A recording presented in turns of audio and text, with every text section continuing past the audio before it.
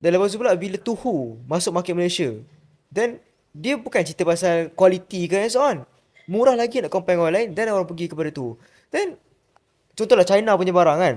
China punya barang lagi murah nak compare dengan local. Then tetap orang pilih yang murah. So pendapat tuan, macam mana kita nak compete in term of focus on value dengan harga murah ni memang dah boleh menang confirm.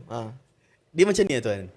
Kita semua kena mengaku dan kena akui, kena akur the best offer harga.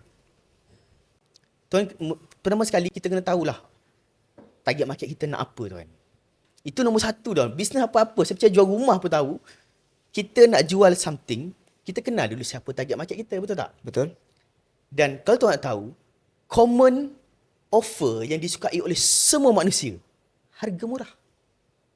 Sebab itulah tuan belajar daripada pihak TikTok sendiri pun, kan? Belajar daripada Shopee sendiri pun, belajar daripada Sifu mana sekalipun tuan, ajar buat apa? Buang harga.